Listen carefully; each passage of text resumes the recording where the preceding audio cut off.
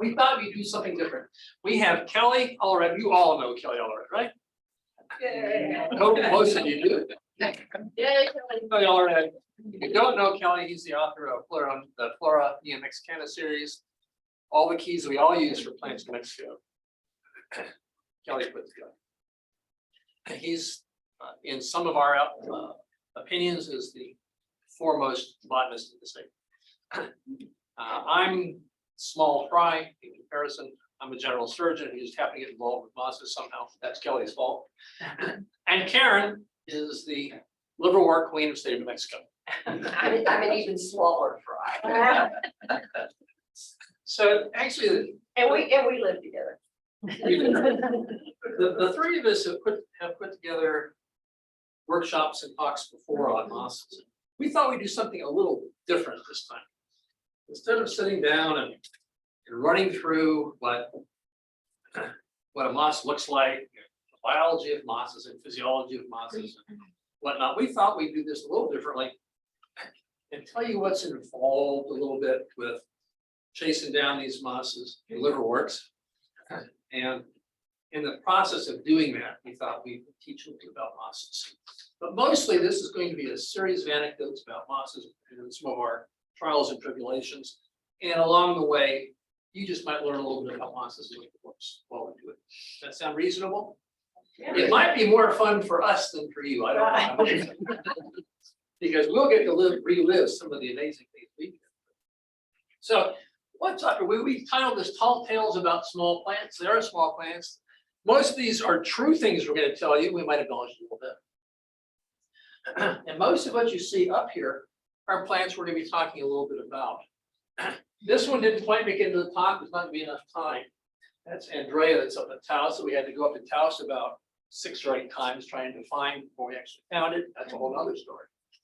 The reason it took that long to find that is this is not that plant. See this little black brown stuff on the side? That is that.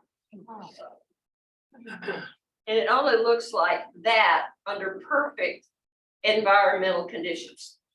It has to have rained and then dried for that to show up. You know, I'll be lucky. We'll talk about this one. This is a typical moss that has stems and leaves. That's a liverwort. Karen will talk about that.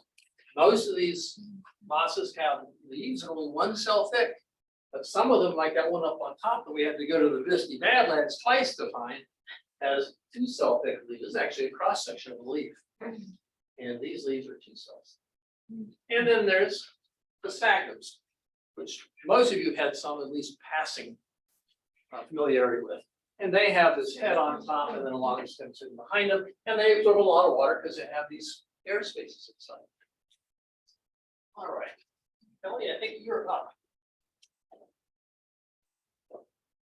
Okay, it's very nice to be here with you. I see some old faces, but mostly new faces. So I'm very happy to meet you. First, we're doing the advertisements.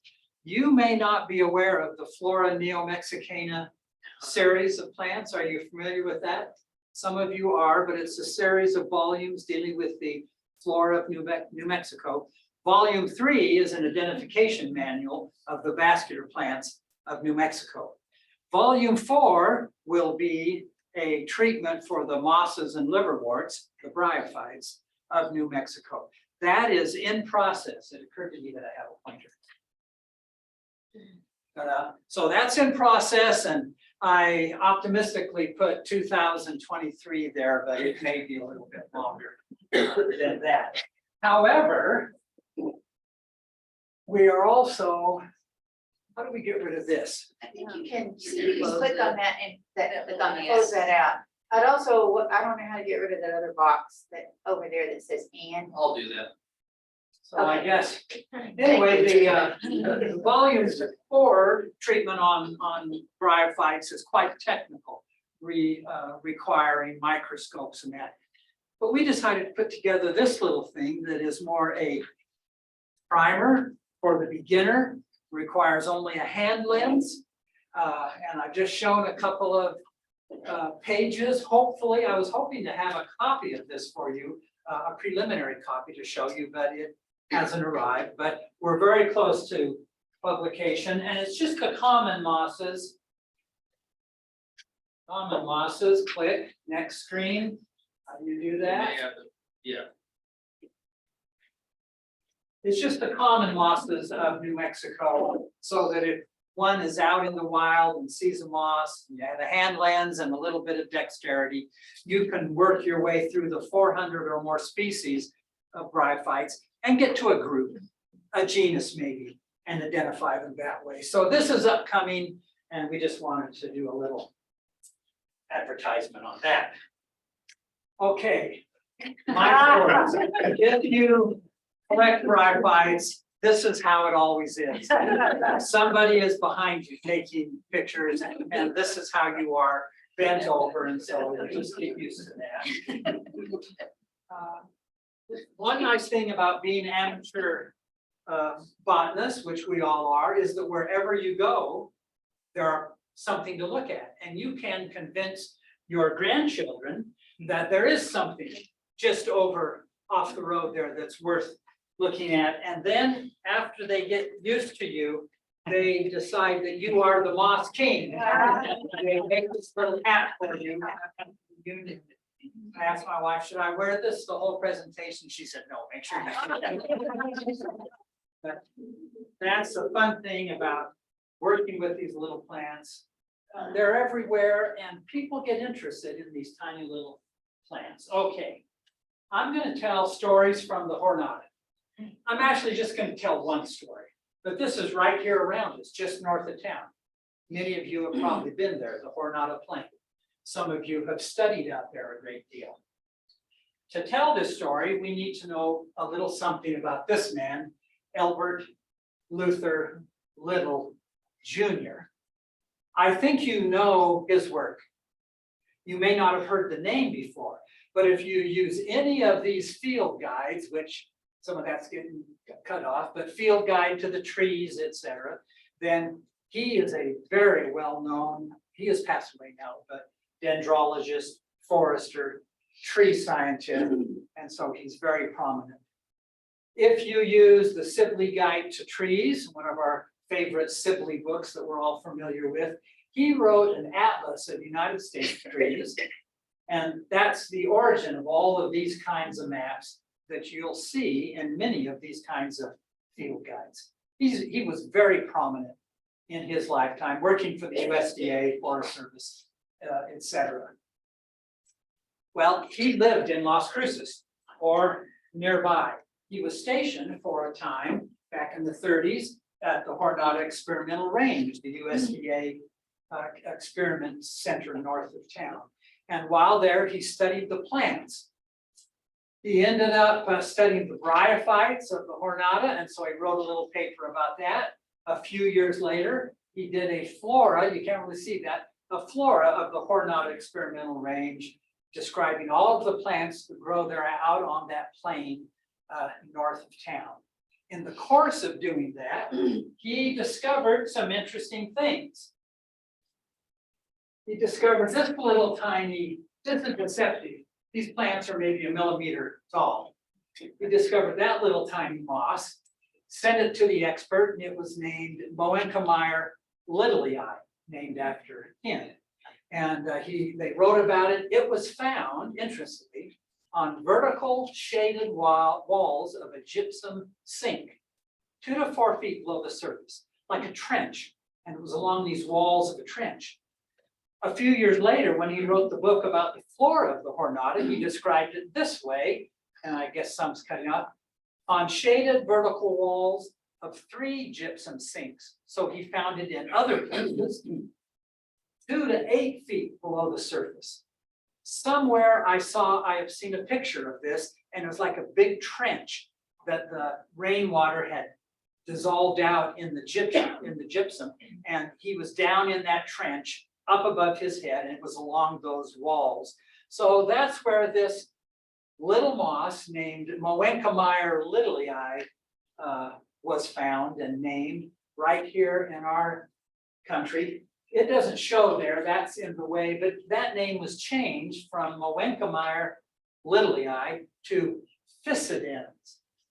Liliae. They took it out of that genus and stuck it in this genus Physidens, so we'll show a little bit more about that.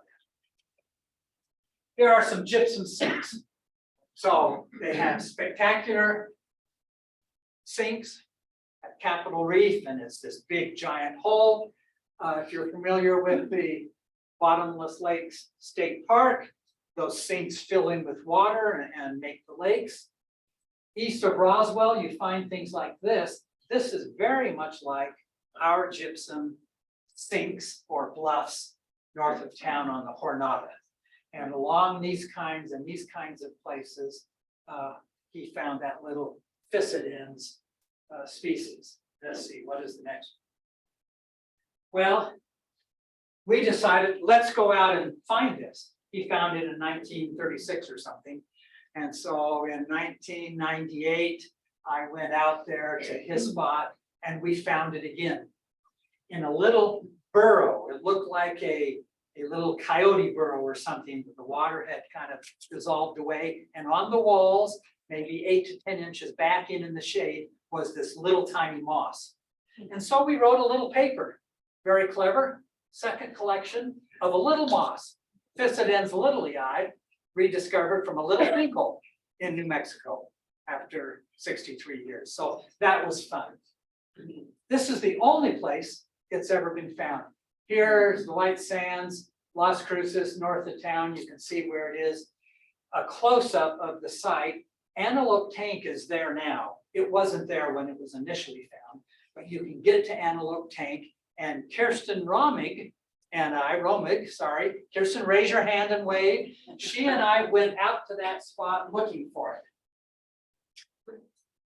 Well, we didn't find it, but this is what the original collection looked like. These are very tiny little plants. Right up here is the scale that's been cut off. That scale is 1 millimeter. Those plants are all smaller than a millimeter. That's the whole plant. Stems, leaves, very tiny, but they cluster together and you can see them. There they are. This is from the collection of Little, the original collection, those photos. And we can look a little closer. Here's the stem right here. Here are each individual leaves sticking out. You can see it. So from there to there is probably 1 millimeter or less. Little tiny plants. You have to have special tweezers. Otherwise your tweezers are too big to, anyway, so very interesting. Let me show you another picture. When you zoom in on the stems, here they are, the stem with each of these little leaves, another stem with several leaves. The leaves are kind of interesting. There's one leaf here. There's another leaf attached right there along the mid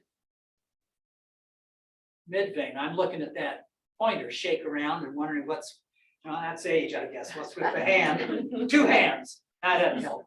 If you were to cut right through there, you can see that little red, and then look at a cross section. There's the mid vein right there. On one side, on the left side, is that leaf. Right here on the right side, those are the 2 leaves. So it has this very interesting little pattern of 1 leaf on one side and 2 leaves sticking up on the other. Very tiny plants. The cells themselves are little bulging cells with little nipples or papillae sticking up on the edge. That all requires these, fancy microscopes. You won't see that with the hand lens, but you can see the leaves with the hand lens. So Kirsten and I went out to the same spot. This is where Little found it in 35, 36. And this is where I found it again in 98. But when we went out, we've been out a couple of times, but 2017 was maybe the last. We could not find it there. We couldn't find any sinkholes. These are the gypsum bluffs. We looked all around. There is another Physidens species that grows right there, but not the little Physidens that we're looking for. It's pretty beat down. It's surprising how with a little rain though, you know how the desert grows up. So Kirsten and I were visiting before the meeting tonight. We're going to go out again. As soon as we get a little moisture, who knows if we'll find another little Physidens in a little sinkhole. Okay, that brings me to my last story. This is Mungo Park, and you can't see it up there, but Guess there's no way to get that off, is there? But Mungo Park traveled back in the 17 and 1800s, late 1700s to Africa. And it's explored the interior of Africa. Have anyone heard of Mungo Park? Very famous explorer back in the day.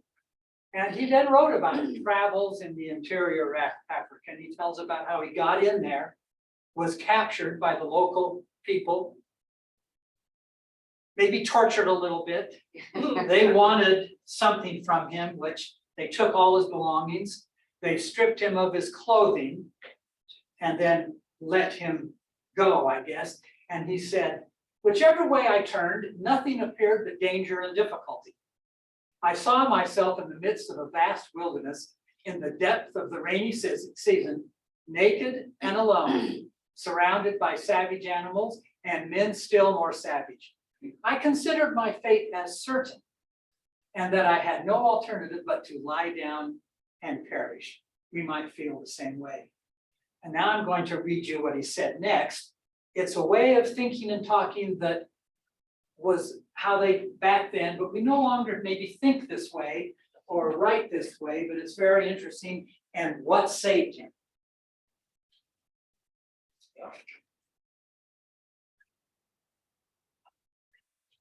Okay. At this moment, painful as my reflections were, the extraordinary beauty of a small moss in front of the page. Here was caught my eye.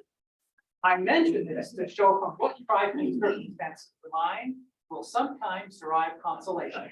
For though the whole plant was not larger than the top of one of my fingers, I could not contemplate the delicate conformation of its roots, leaves, and capsule without admiration.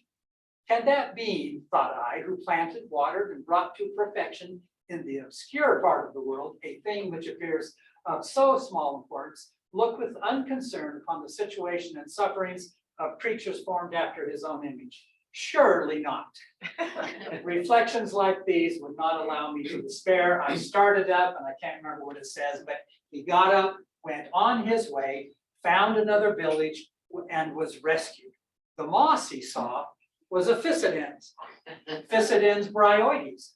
This was confirmed by later botanists when he got back to England.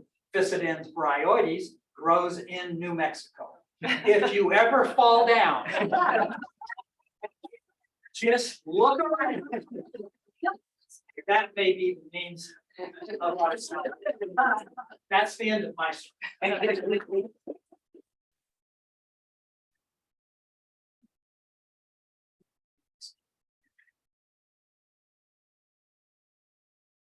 Okay, so it won't all be about New Mexico.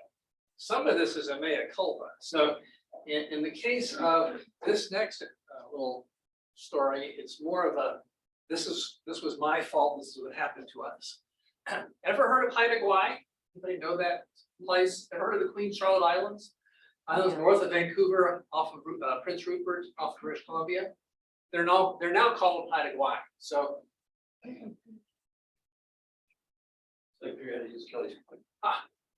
so here's British Columbia, here's Vancouver Island, and these Queen Charlotte Islands are now called Haida Gwaii. Well, I got the right idea that I wanted to see a moss called Takakia. Takakia is one of the earliest mosses, what we call a basal lineage moss. It's only recently been known to be a moss. Up until 1993, there was a little plant, it was moss, turned out, but no one knew that. No one actually knew what kind of form of life it was. It was liverwort, was it a moss? No one knew. They had never even seen the reproductive part, which you need to see to know. Until Paul Davison, who's a friend of Karen's, Paul Davison from Northern Alabama, managed to find himself one day up in the Aleutian Islands and found it reproductive and turned out to be a moss. So I got the bright idea, geez, it was probably five or 6 years ago. Let's go up the Haida Gwaii. It turns out that it's also now known from a lake high up in the glacier zone of Haida Gwaii, called now Takakia Lake. And I got the bright idea, let's go to Takakia Lake and see if we can see some of this stuff. Well, it turns out that Takakia Lake is only accessible by a seaplane which can just barely get in there and land, and can just barely get out of it before hitting the sidewalls of the glaciers, or by helicopter, which drop you off on the rocks. So we made a reservation to go up there. We reserved a helicopter and a helicopter pilot decided to go there. There's the first view you get as you fly in on a commercial airliner. You can see that there's glaciers on top of the mountains. Down in the lowlands, there's beautiful trails. There's moss everywhere. This is actually Hylocomium splendens. You can't quite tell how pretty that is. It's one of the pretty mosses on Earth, I think.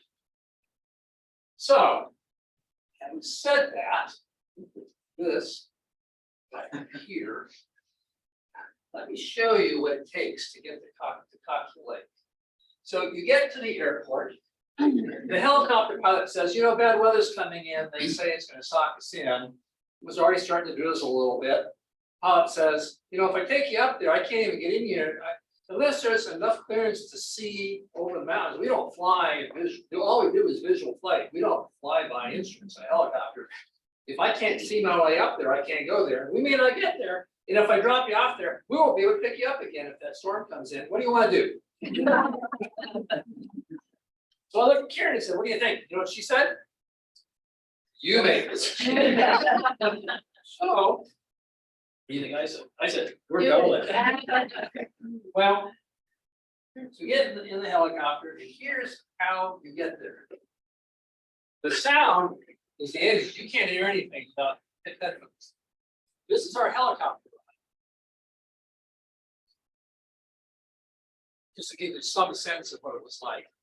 And Cocky Lake won't come into view, but the ridge over which you have to go to get there will. See that glacier, right? The glaciers on the mountains there? Cocky Lake is the top of that on the other side of that ridge.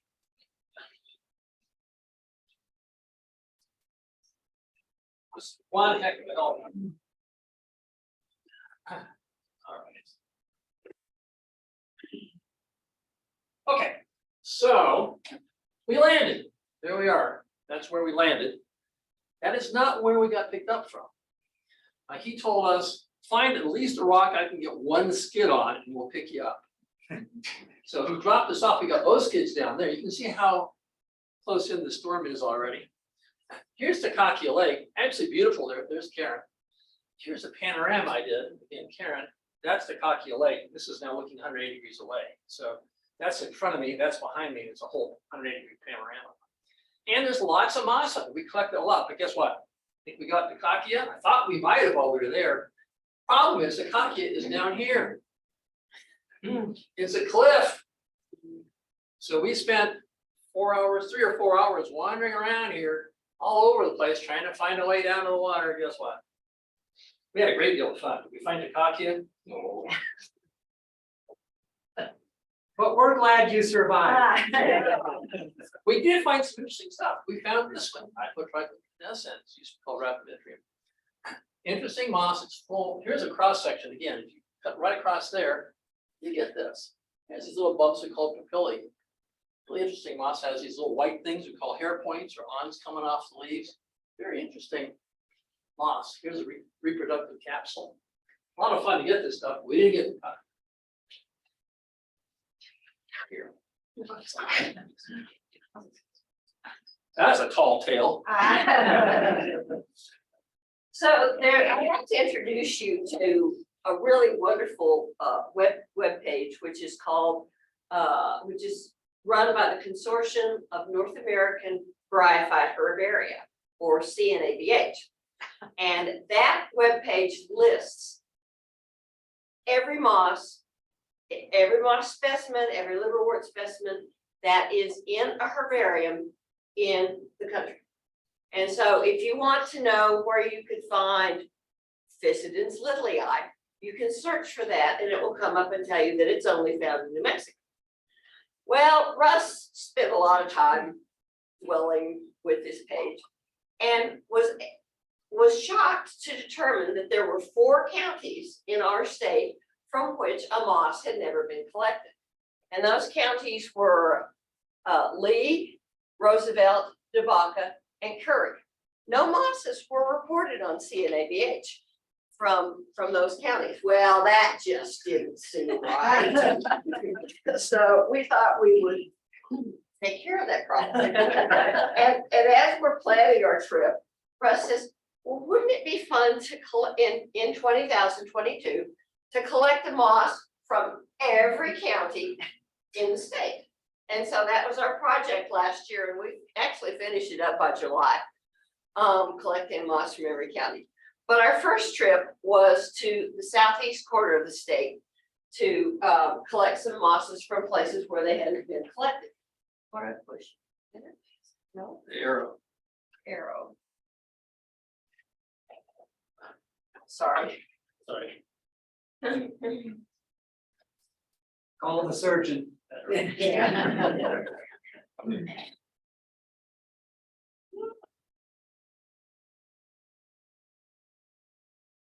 that's it. That was it. Oh, you worked out the arrows. Okay, so the first county that we went to was Lee County. Now, imagine if you will, southeastern New Mexico, grassland, yellow grassland, as far as the eye can see. A few cows and the three of us. So we're driving along the highway, and Kelly says, "That road there." So we turn down that road. He says, "Stop right there. I bet there's a moss there." So we get out of the car, and sure enough, there's a little green patch on the side of the road, which we collected. We looked at it there with our hand lenses, but weren't impressed, but we collected it and took it home. Now, let me divert for a few minutes. I went and spent some time with Dick Worthington, who some of you may or may not know, who was a famous botanist who was at the University of El Paso.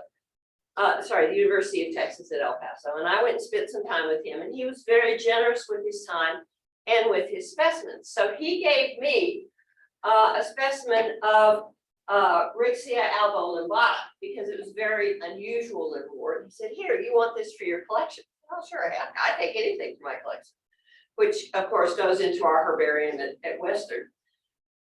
And Rixia, this is Rixia albolimbata when it's dry, and then when you moisten it, it looks like this. And this is called a complex thallus liverwort. These are the thalli, which are, these liverworts don't have leaves. They just have they're just formed of big ribbons. And so this is what it looks like dry, and this is what it looks like when it's wet. This, at the time, was the only known place around in Lincoln County around Ruidoso where this liverwort was found. So going back, Russ, of course, took pictures of it and put it on our website. Going back to the specimen that we found here, he's looking at it and getting ready to photograph it and says, hey, I know what this is. This is Rixia albolimbata. And that makes the second collection of, or the second place that this liverwort had been collected from, in not only in New Mexico, but in North America. It's basically a Mexican species, and some of it has snuck across the border. Okay, I don't know if they have passports. We're not gonna cover it. But this was the second collection of this liverwort from the US. My second tale is a little bit more complicated. Ever since I got interested in liverworts, I made a list of all the liverworts that are found in New Mexico, just because I like to make lists. And I noticed that there was one called Mania paradoxa, which was described from Carlsbad Caverns. And that was the only place it's ever been found. No place else in the world is Mania paradoxa found.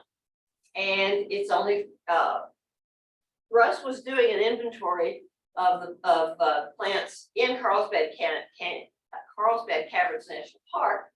And we had good instructions of where exactly this liverwort was from, down in Rattlesnake Canyon and so far down the trail. So he thought, well, I'll just go look for that while I'm there.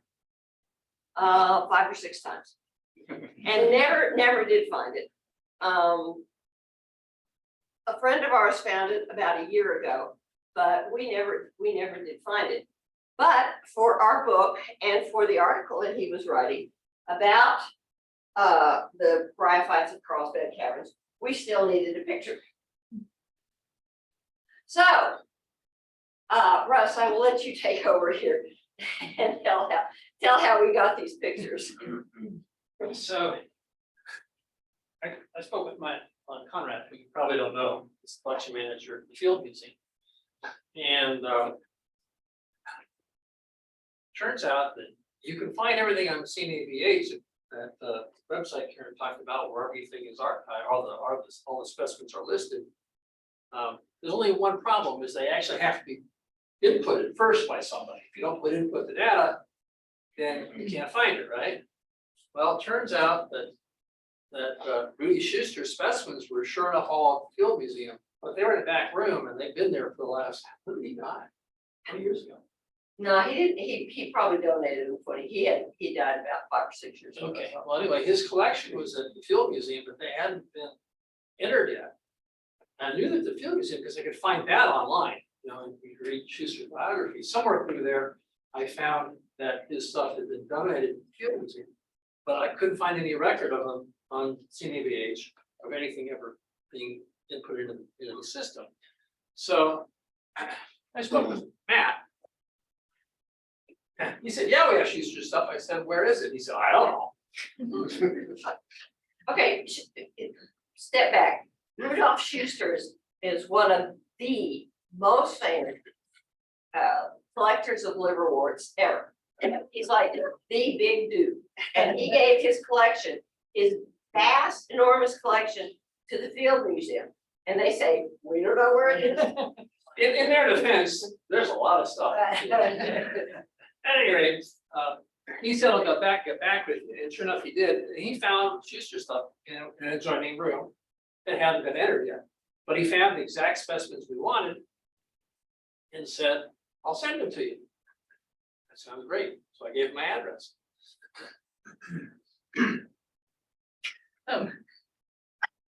2 weeks later, nothing at our house. So I called Matt and I said, hey, when are you gonna send those? He said, I sent them 2 weeks ago. He said, really, what's the tracking number? He said, tracking number? Then you get a tracking number. So now we're in the situation, every last specimen of the only known specimen on Earth of Manna paradoxa is lost in the mail without a tracking number. That is not a good situation. The good news is, that's the bad news. The good news is, what happened was, somehow in the mail, the address label got torn off. But the return address didn't. So somewhere about, I guess it was about a week after I got back from that, he called me and said, it showed up. They had the return address and we sent it back to you. I said, did you get a tracking number? He said, yes. And it showed, they sent it next day air and it got there 2 days later. We're in Silver City. So it did show up. You wanna? Yeah.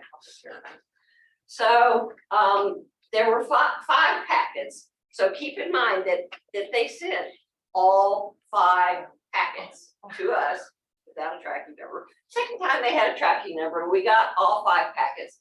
Here's the packet label. And the liverwort is again a complex Thallus liverwort. So when it's dry, these leaves, thalli, roll up into little black tubes. And then when you hydrate them, they unfold and they're little, the top of them is green and the bottom surface is black or purple. And you can see those around the edges. Now, if you turn those over and look at the under surface, they're covered with scales, and the scales have appendages which are diagnostic. And that's actually how you speciate this group of liverworts, is by the shape of the scale appendages. And this is what Schuster described in his work on Mannia paradoxa. But these are probably the only pictures ever of Mannia paradoxa and the scale appendage for those. Yes. Karen, a side question, does that say love or lie on the package? And what does it mean? He's a friendly guy. He's a friendly guy, I guess he is, I don't know. He was brilliant.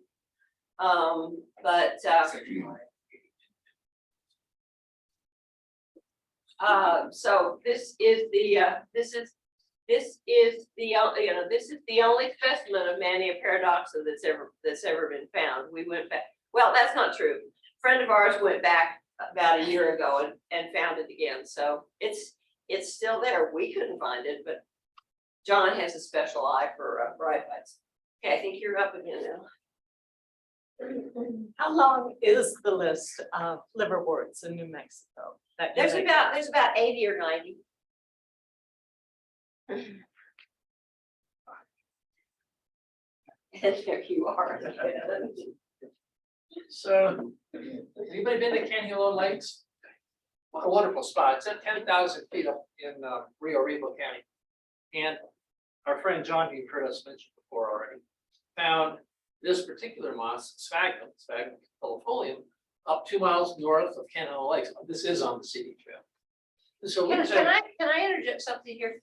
Sphagnum, I think it's fascinating, absolutely fascinating that sphagnum occurs in New Mexico. And I have to recognize my friend Kirsten Roenick, who was the first person who discovered sphagnum.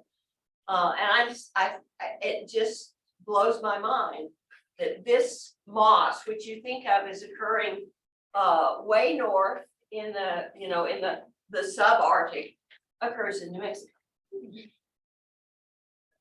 I'll send an envelope around. That's sphagnum fimbriatum. That's from Vias caldera. That's just another sphagnum from the state. But anyway, these sphagnums they're interesting. They're easy to recognize. They have a head on top, and they have a long stem. And under the microscope, again, they have these air spaces that are filled with water, and that's what makes it useful to people. And the leaves are what are diagnostic. When we went there, Aaron and I went there with our little group from Colorado, and it was sunny, it was warm. We hiked up 2 miles. We found the sphagnum. We consider ourselves lucky. We hiked back out. We had lunch. We had lunch. We socialized. We came home. And then about 2 months later or something like that, Kelly says, I'd like to see this also. Was it sunny? Was it warm? So what do they say about hiding in the only group of trees in a fen or in a meadow? What do they say about not in a horrible lightning storm? What do they say about not gathering underneath the only group of trees in the meadow? What did we do? He's got a PhD, I got an MD. Where are we? Lightning was falling all around us. The hailstones are as big as marble. Wow. This is the trail, it's nothing but a river of water. And there we were. That is not Kelly's happy face. But we found the sphagnum. We'll go quickly through the last one or two. So among the various things that I never thought I would do in my 60s, one was getting into a helicopter and climbing and flying over ridge tops into a glacier-fed lake. Another thing is I never thought I'd learn how to rappel at age 65 or so. But it turns out at El Malpais, where we did another Bryophyte inventory, you have to hike over this ridiculous lava. Ever hiked over lava? Notice that Karen is wearing gloves. These are old boots. She's being brave. She's not got shin guards on or a helmet. Neither do I. There's Kelly. We learned the hard way. This is one of our first hikes. This was, I think, AJ's turnaround. One of the first times they're out there. You learn real fast that almost nobody survives this without falling a couple times during the day. Your speed over ground here is some fraction of a mile an hour. It's difficult hiking. And when you get to somewhere like this, here's Fern Sink. The moss gardens are at the bottom of this. So the cave entrance is down there. How you gonna get down there? Only one way down. Who took this picture? 5 minutes later, it was curious.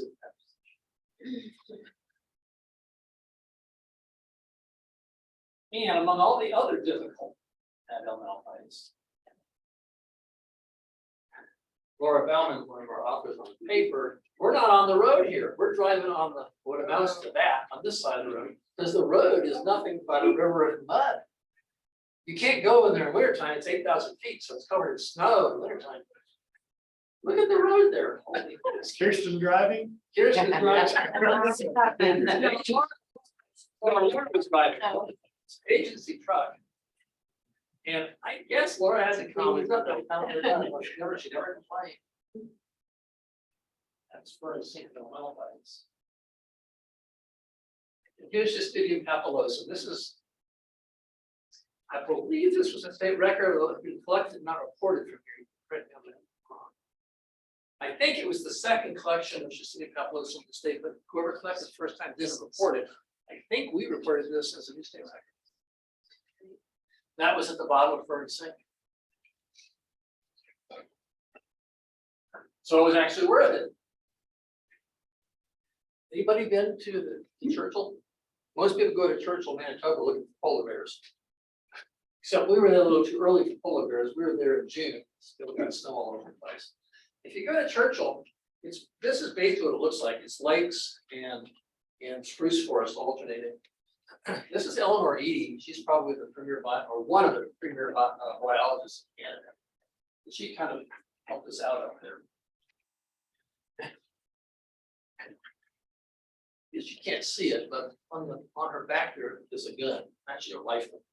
You're not allowed to be off premises there with a rifle in case you meet up with a polar bear. You don't shoot the polar bear, you shoot near them, hoping to scare away with the lights. But that's Eleanor looking at the orange patches. You can just barely make them out. That's Tomentiptum nitens. That's this moss. Oops, this moss. Stem and leaves. Here's a leaf. This one is folded quite nicely, many times like a accordion. So you can recognize that one pretty easily. We also found Tetraploidon there.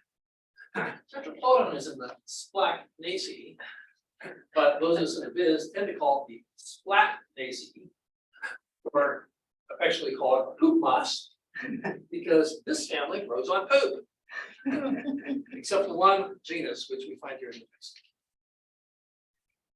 Allred. What are we doing on time? Almost. And again, not in New Mexico. Karen and I went to Thailand earlier this year. It has its own set of challenges. One is that it's been at war essentially with Myanmar for a long time, and there are mines all over the ridge tops. So you might have to watch out that you don't kill yourself. The way you do that, you stay on the dirt road. You don't go wandering off the roads there. Beautiful temples throughout the country. Here's the Golden Triangle. This is the drug wars we fought here. I'm standing in Thailand. This actually is an island. It's a little peninsula coming off of Myanmar. So this is Myanmar, Thailand, Myanmar, and Laos. So that's why it's called the Golden Triangle. This is the Mekong River. And if you go to the very highest point in Thailand, it's at the top of a mountain called Doi Inthanon. And the highest point of Doi Inthanon, interestingly, it's called Sphagnum Bog. And here it is. And in fact, it is a bog. And they've built a wooden boardwalk over it, and sure enough, there's the sphagnum. Sphagnum cuspidata. It looks a lot like that packet that's traveling around the room. You can see the heads on top, the stems go down about 6 inches. Leaf socks, leaf socks. Oh, and one of the other things you have to watch out for are land leeches. We're in New Mexico. We're not very. No one. Anybody here ever had to deal with terrestrial leeches? Yeah, sure. Yeah. They're in a lot of the world. They're in Asia. They're in Africa. And whenever you see these big old socks on people that stretch from inside the shoes up to the knees, those are leech socks. Otherwise, you find yourself pulling leeches off. They're itty bitty little things. They're not very big, too small.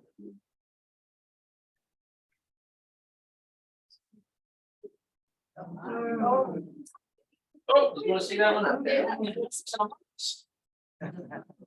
That's the copper rock from Ecuador. Had to have a final slide. I thought you might be. Questions? That's really all we have for you. What kind of food? Polar bear poop. What? What kind of poop? Oh, any kind of food.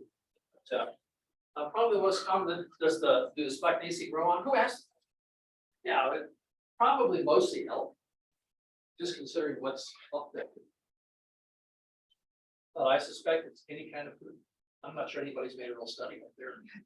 You know, the problem is, if I went back to that picture, I'll show you what the problem would be knowing.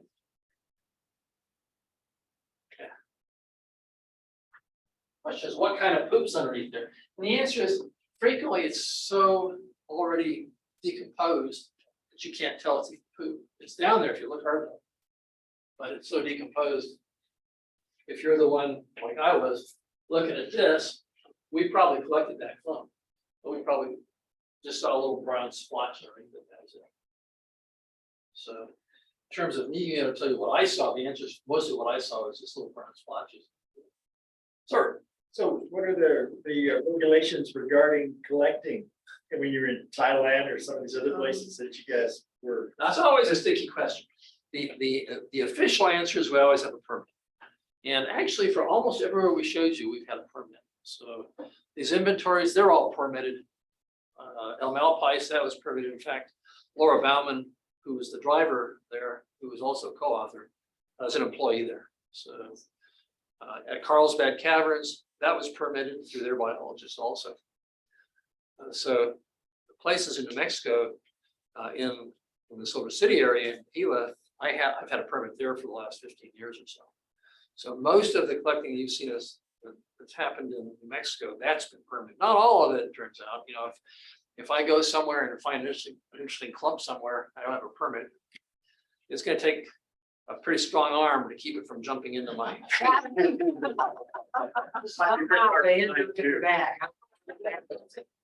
Here at Churchill, she's the director of the Churchill Northern Science Center. So didn't have to worry about that one because I got the director with me. And frankly, if you look on their website, you'll see that there's a section on research going on up there. You'll see that Eleanor Eady and Russ Kleinman are starting up their reference collection on Bryophytes. That was also, although I don't think we had a letter, she'd have to write it to herself. But basically that was okay. Doi Inthanon is in her story. That was a place where pretty much only moss we collected was a little bit of the sagging from there. And that found it into my shoe center. Where else did we? But the answer is wherever we go. Yeah, somehow as Kelly says, it just jumps into your bag.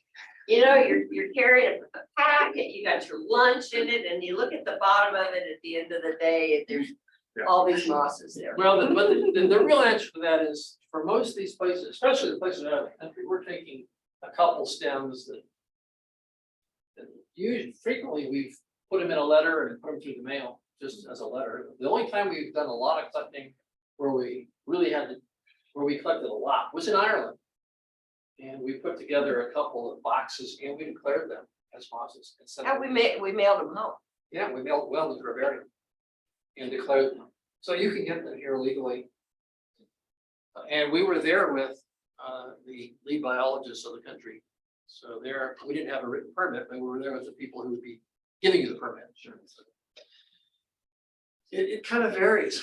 The answer to your question is it depends on where you're going and how much you're collecting. If you're collecting one or two stems, like we do in a lot of places, we don't frequently get permitted.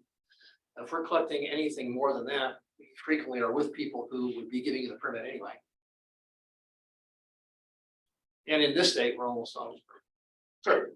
Yeah, and those collections of mosses you did in the southeast corner of the state, first collections in those counties, were they different from any collections from other counties in the state? Well, the one Karen showed you, the Rixia elbow lambeta, Yeah. The collection was the second collection of that moss in North America, north of Mexico in history.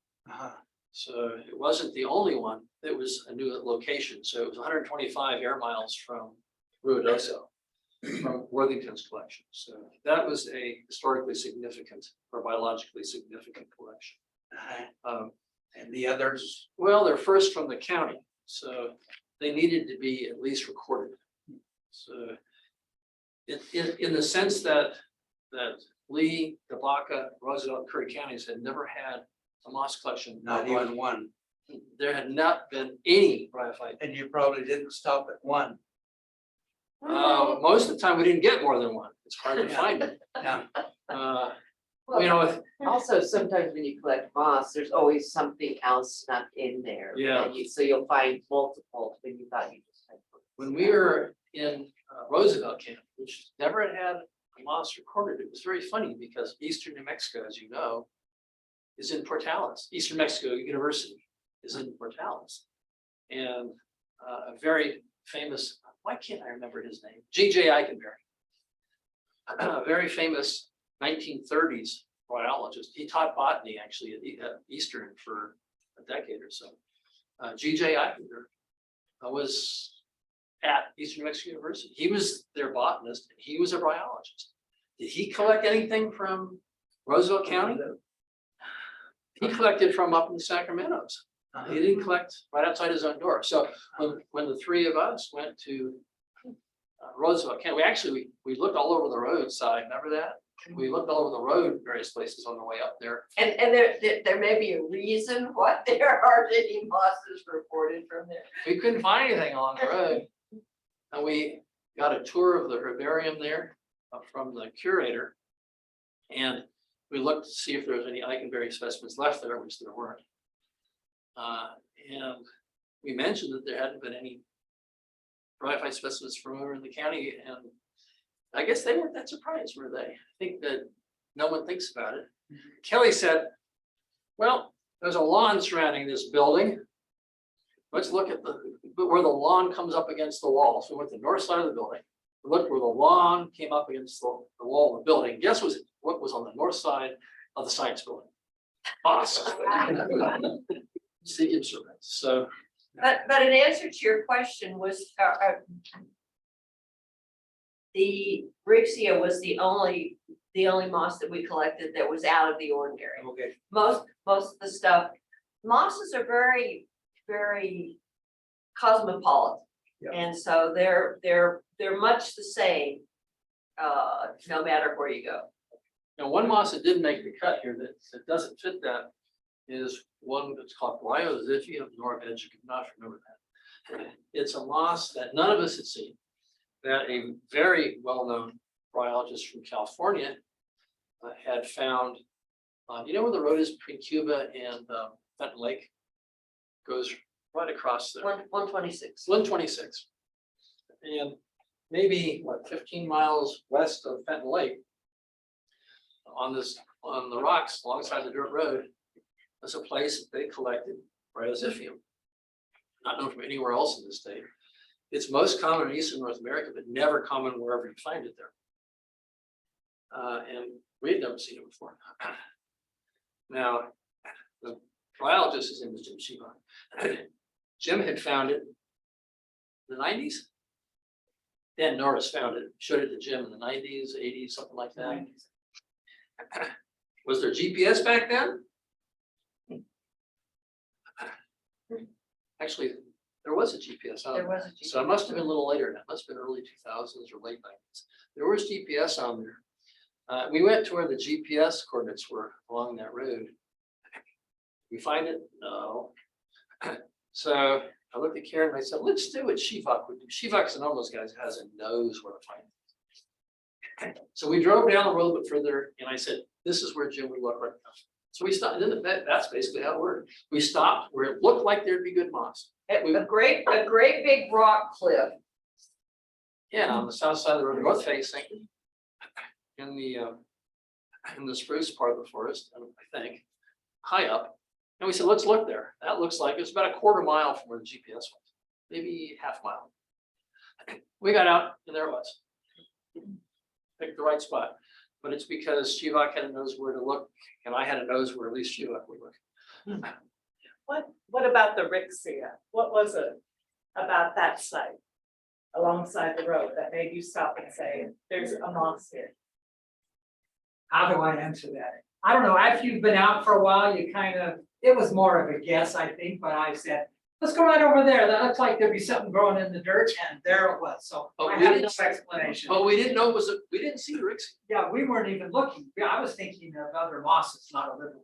and we didn't even see Rixia it. was. And we didn't see it until we got home and looked at it under the dissecting scope, because it's very small. What Kelly had seen was a very common moth, I don't know what, Gemma or something.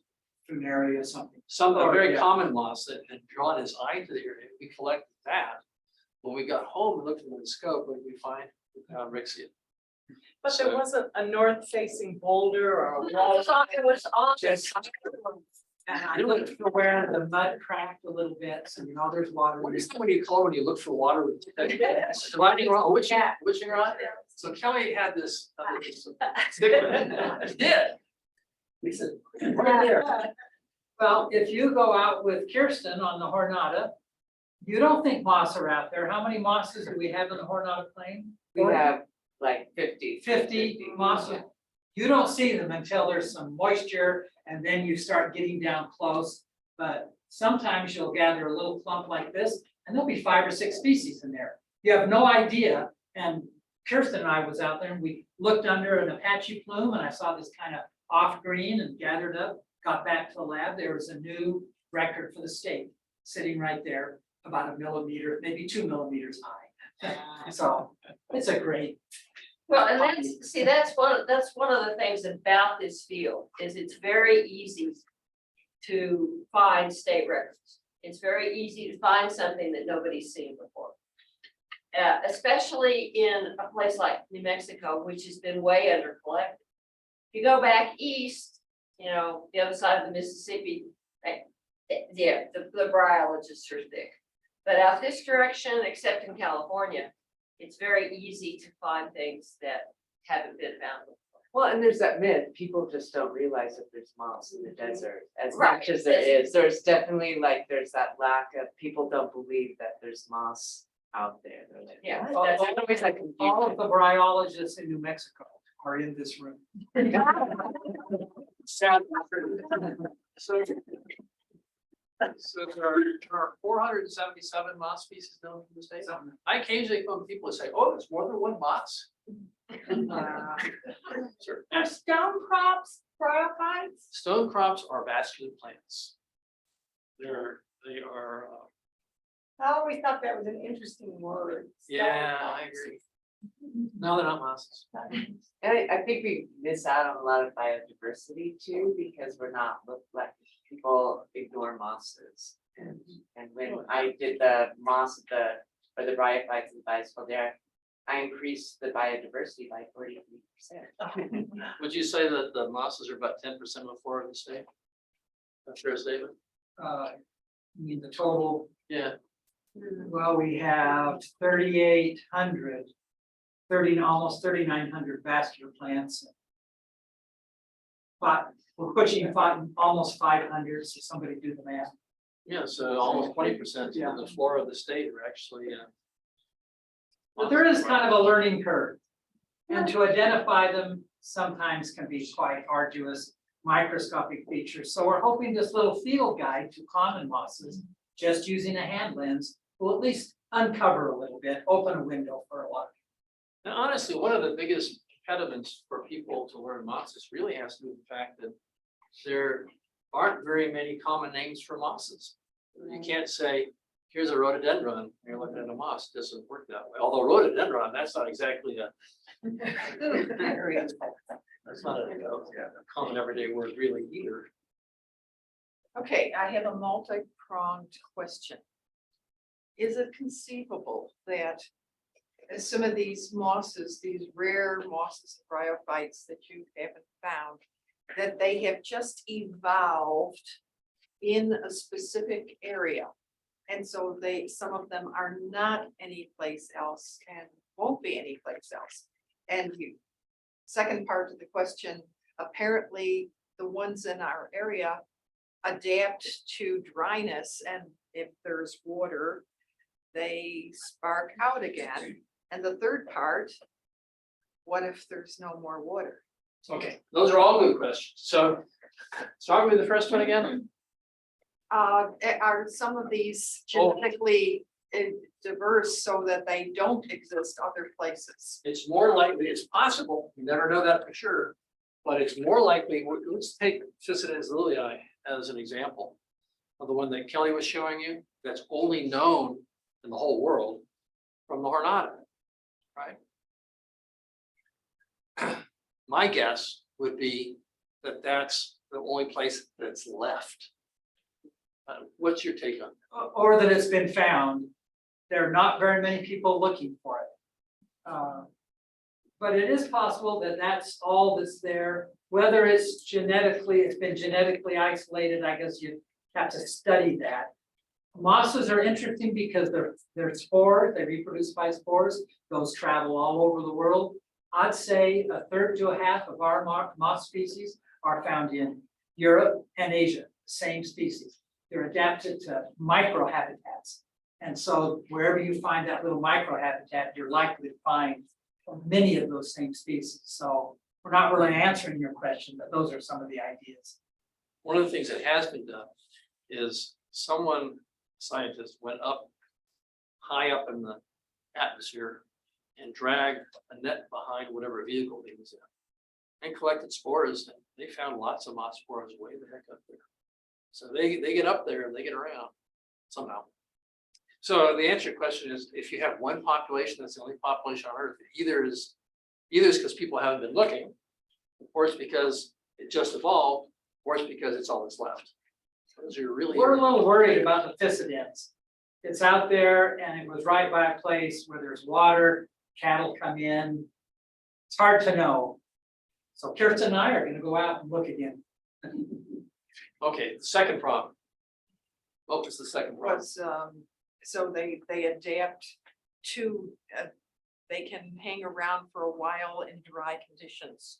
So mosses are amongst the most hardy organisms on Earth, and how they do that is actually the subject of research from that friends of ours are doing as we speak. That research is being done. A lot is known, but more is not known. So exactly how mosses do that? If you read current literature, you'll find that as glaciers melt in Antarctica, some of the land that hasn't been exposed to sunlight for over 3,000 years is it getting exposed. Guess what? There are mosses on those rocks. Think they're alive? Makes you, the whole idea of what is life, what is death, what is cell life, what is cell death, that all has to be kind of rethought in the context of bryophytes. If you go to an area where you have mosses like this, you'll find some collections that are 80 years old and they haven't seen any sunlight, haven't seen moisture. You let them down, they'll be reproductive in a few days or a few weeks. Were they dead? I guess not. So in terms of, you can't really, can you say that death is the cessation of metabolic activity? Doesn't fit mosses very well, as much as you can measure metabolic. So you suddenly have to say something like death is cessation of metabolic activity and any possibility for any future metabolic activity ever for something like that. So the idea of what cell death is becomes a real interesting question when it comes to bryophytes, because they are adapted to do this in ways, some of which we know, some of which we don't. And the third problem, what was it? Was climate change, whether, the dryness, but you've kind of answered that a little bit, that maybe some of these plants have made it through other extremely dry periods 5,000, 10,000 years ago, and so maybe they'll make it through this. Some mosses are really well adapted to dryness and may only be active, non-dormant for a few days a year. So there's some mosses we have here that may be dormant for almost all year, and those few days that it rains in the Jornada or wherever you happen to be, those are the days and the day or two afterwards that they're active. Otherwise, they're dormant all of history. Those are well adapted to life in the desert, right? There are other mosses that can't even start to do that, so. There are well adapted mosses are well adapted to dry. Turns out they're usually well adapted to ice as well. We're working on, not we, but friends of ours are working on how that's accomplished. Sir, Is there an interesting story related to how you got up out of the hole you rappelled into? is anyone here a rock climber or do ropes at all? I really honestly never thought I'd find well, the things that I said I would never do, I'm not jumping out of an airplane. Hopefully with a parachute, if I ever did, but I ain't doing that. I'm not gonna rappel. Didn't think I'd ever get in a helicopter. I've had friends die in helicopters. I wasn't gonna get in a helicopter. What did I find myself doing the last decade? Getting in a helicopter, rappelling. I have not jumped out of a plane yet. And I don't know of any mosses that I'm gonna find. But pick up a spore. You pick up a sport. The answer is, the way you get down that hole is a special ratcheting gear. It's a little piece of equipment. You have your foot attached and your hand attached, and there are redundancies, but basically you're ratcheting yourself slowly down this rope. There are multiple different systems to get down and get up. So I can only tell you the one we used. The one we used, you essentially frog legged yourself up. So every time you do that, then you would never extend all the way. You put your hands and put the ratchet a little bit further up. You bring your legs up, and then you can ratchet up further. So it was arduous. It was easy getting down.